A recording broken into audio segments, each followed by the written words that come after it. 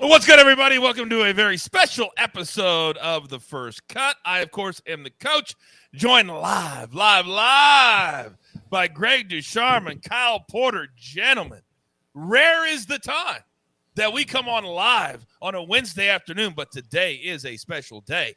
Greg, Tiger Woods, KP, Tiger Woods has announced that he is coming back to competitive golf, PNC Championship, 2 weeks away with his son, Charlie.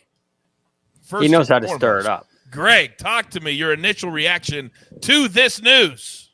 He knows how to stir it up. I mean, and he loves the game of golf because every time what Tiger said on Tuesday of the Hero World Challenge said, I'm not ready for anything like this. And I'm not even close to being ready for any. And I really believed him. I thought he was speaking in truth at the time. And you started to hear some of the things that we heard in the Golf Digest interview the day before that, where he just can't help it. And that's ultimately what I think this is. I think he got a combination of Charlie starting to pressure him a little bit, starting to tell him, hey, we got to, Dad, I want to play. Come on, you're fine. And Tiger saying, okay, I want to play. I'm fine.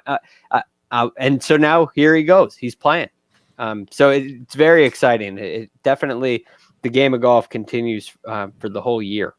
Yeah, it's amazing. For those of you watching on our YouTube channel right now, we've got the quote from Tiger Woods up. He says, although it's been a long and challenging year, I am very excited to close it out by competing in the PNC Championship with my son, Charlie. I'm playing as a dad and couldn't be more excited and proud. KP, rare is the time that you have teases like what Tiger did last week down in the Bahamas, hitting by himself on the range, and then it be paid off.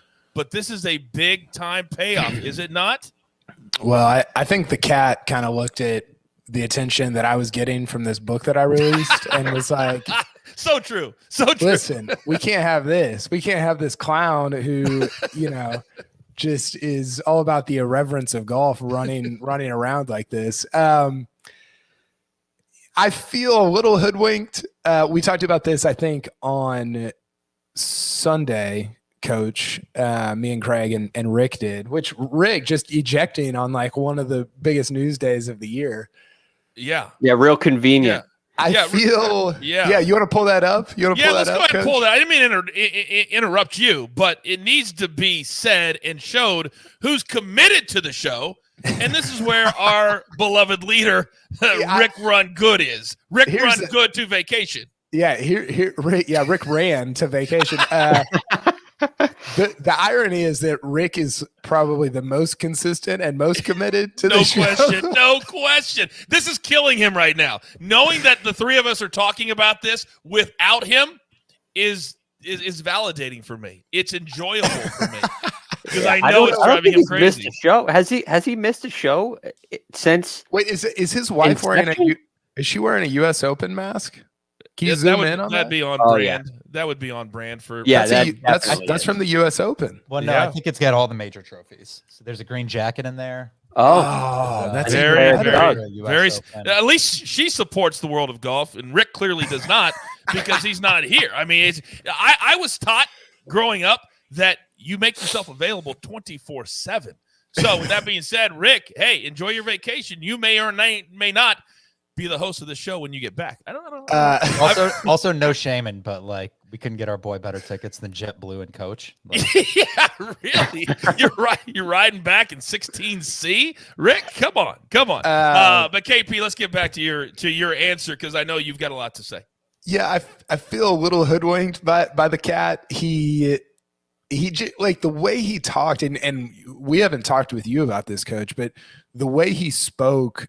Not only at the Hero, but with Golf Digest, it was like he seemed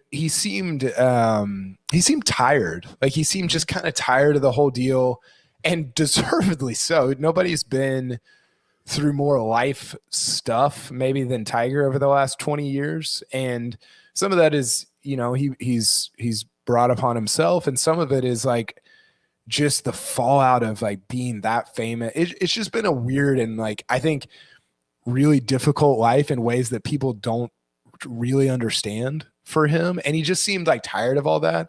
And so I was like, man, he's tired. Like this is not gonna play out maybe the way that people want it to or think it could over the next 5 years. Right. And then he goes and just is just beating balls with driver 3 going through the bag. And you're like, wait a second.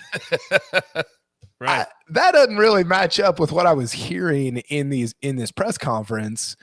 So I don't know what to believe at this point. I think that this is like playing the PNC championship is not teeing it up at St. Andrews. Like it is very, very far from that, but it's also kind of incredible that he's playing this at all. It's only been 10 months, 10 months, a little bit something less like that. Yeah. And this is early on. This is really like early in the recovery. He just started hitting golf balls. Yeah. Yeah. So I thought last year was really cool, Coach. I don't know how much you got to see of it, but I thought it was him the best. Charlie, It was the best. I thought them playing, it was like, man, Tiger's done all these amazing things in his career, but to see him be a dad and for them to enjoy that time together as a dad myself, I'm like, that's awesome. And so I think this year, and this is what I just wrote for CBSSports.com, none of these shots that he hits this weekend are going to be historically documented. It's not, they're meaningless as it relates to golf history, but they're incredibly meaningful, I think, as it relates to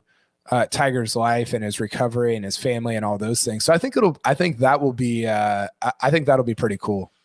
I took a couple of things away from this, and Greg, I'm going to come back to you because I kind of thought about LeBron James. I thought about some other people and their motivation. And I feel like Charlie, in a weird way, is the right motivation for Tiger to get back to competitive golf. LeBron James is 35 years old. He's trying to stay in the game until his son can play in the NBA so they can do that together. I have an 11-year-old son that just started taking golf lessons. He started 3. He's got a beautiful swing.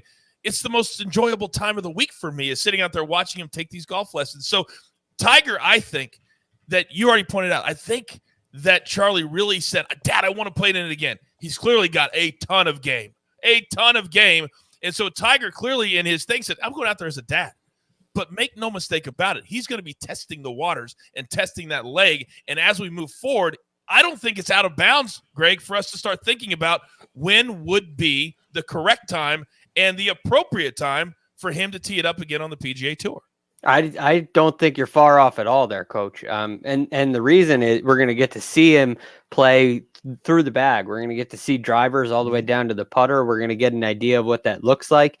And for a competitor like Tiger Woods, you know that regardless of what he says or what he's feeling, there's something's going to come over him this week that kind of feeds he's going to get the itch a little bit more, right? He's going to want a little more. And that's where I think we get, to use Kyle's words, hoodwinked, because I don't think he did that intentionally. I think he starts hitting balls saying, hey, this feels good. I'm going to hit more tomorrow. I can do it again tomorrow. I'm feeling great. Next thing you know, it's 4 out of 5 days and he's starting to feel okay. And he's excited about it.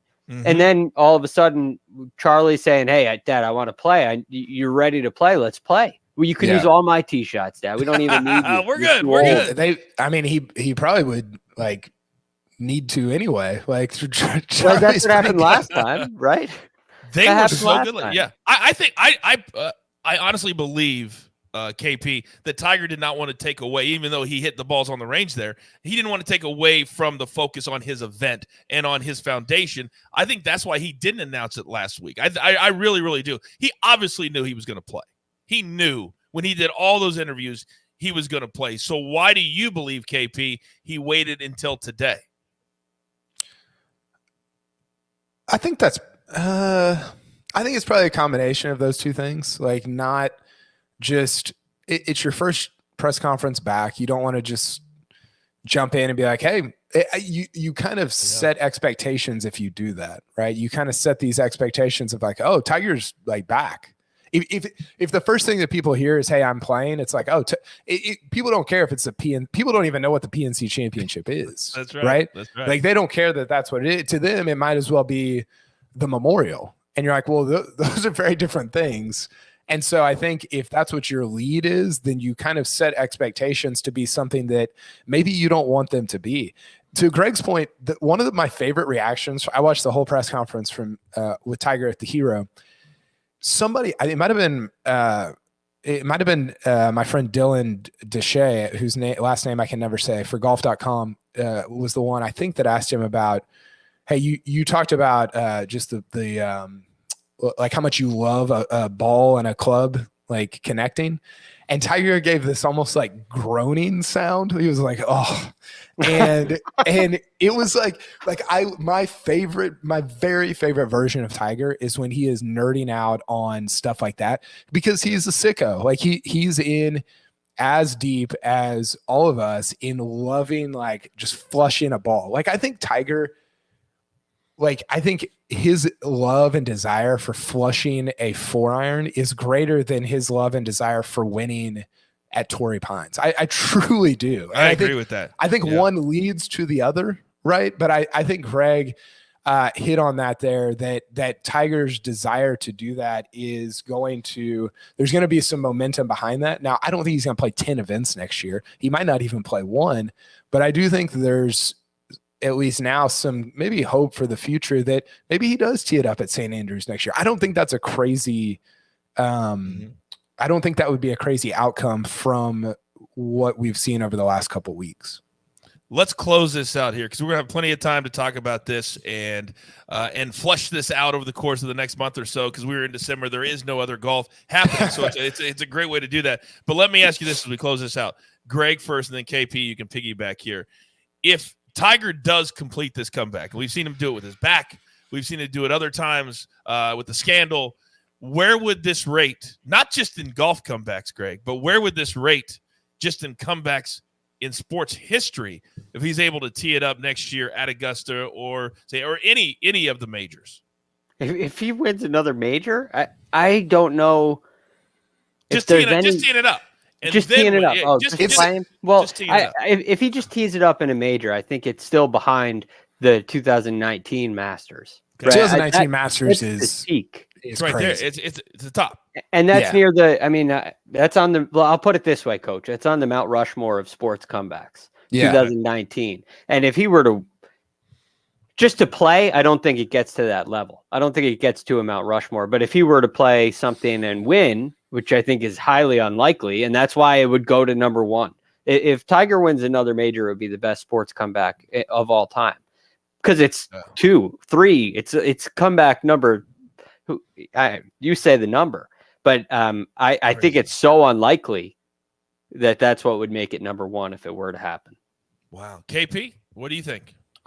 Yeah, I mean, if he wins another major, it is the best sports comeback of all time. I mean, the way he talked about it, he could have lost his leg, and I mean, I think back to that day when I mean, everybody remembers it, but it was like, what's happening here? Like, is he okay? How's this going to go? And then all of a sudden, if he goes on to play in, and I mean, honestly though, like the thing I keep thinking about, the way he won at Augusta, remember he was playing really well, but he was so much like more disciplined and smarter than everybody else on that second 9 on Sunday. Mm-hmm. And so like mentally, I can actually get there. Like I can believe that. I can buy into that. He's incredibly wise and disciplined and all the things you need to be at an Open Championship or wherever. It's just physically, man, I don't think it's there. Like I don't really think I don't. And not even because of the leg. Think about the back. We keep forgetting about the back. Mm-hmm. The back I don't know, what's it called? Micro or fusion, whatever it is. Microdiscectomy. I believe it's, I don't even want to say it because I'll butcher it. I just call it a fusion. It's a fusion. Yeah, I call it a fusion. Whatever the thing is, it's not something that lasts for like long periods of time. It's a temporary. It's not. It's a permanent fix, but it's not something. I mean, he had a back operation in January, Coach, and so you're like, I just don't know that physically he can go through the practice and the grind that he needs to just to get his game to a level where the mind, like it did at Augusta, can take over. So if that were to happen, it's the best sports comeback of all time. If he just tees it up again at a major, I'm with Greg. I think it ranks below actually winning Augusta in 2019 over Koepka, Finau. I mean, think about Xander, DJ. Think about all the guys he beat in 2019. I look back on that and having that context, it makes it more incredible, even than it was in the moment, what he did looking back on it. Wow. That's great analysis. And it's just going to feed the fire on. And I love debating that type of stuff. Where does it rank? Because he continues to do it. And he also talked about, well, reaching the top of the mountain. I think that's where, KP, you got hoodwinked when he's like, I will never reach the top of the mountain. I mean, that's so far out there. I mean, you've got to appreciate it on some level. And I was trying to put myself in a space, guys, this week where I was around greatness, where I was around somebody who understood what it's like to win majors. And I don't know, Jeweler, if you can pull that picture up. I don't even know who's that in that picture. Coach, you make Jack Nicklaus look like me standing next to my kid. That's what people, they said. Is he really? That's what, I'm 6'4". I'm 6'4". Yeah. And this is how we used to do it in wrestling when they wanted to make me look smaller than the guys. I would stand in the back, and like The Rock or whoever would stand in the front, and that's how we would do it. That was a little secret. So Jack's not as small as he looks there. Is that it's a great pic, by the way. It's really, really cool. Is that Rory Sabatini in the background there? No, Rory was not there. Can you zoom in, producer Jacob? That looks like that might be Rory Sabatini with a beard. It might be. I can promise you it was not Rory Sabatini, but I can see why you would think that. But Morgan Pressel was there, Brittany Lincecum was there, Maria Fassi was there, and then a bunch of tour players. It was awesome. And Jack showed up, and he was like, I'm only going to stay for 5 minutes. He stayed the entire time, took pictures. I mean, it was amazing. Barbara was as sweet as she could be. It was an amazing moment for me. And obviously, with my better half, I just bring Crystal along, and I'm good to go. You saw that in that picture. I'm good to go wherever I go. All right, that's going to do it for the special edition of First Cut. Guys, thank you for taking the time. I know you're super busy, but these are my guys. And Rick, I know right now you're going down, just getting ready to take off, just taxiing along the runway. We didn't miss you, Rick. We didn't miss you at all. At all. Enjoy your umbrella drinks. That's very true. For Rick, for KP, for Greg, and of course the jeweler who puts it all together here at First Cut. I am the coach. Tiger's back. We'll see him in 2 weeks. Take care.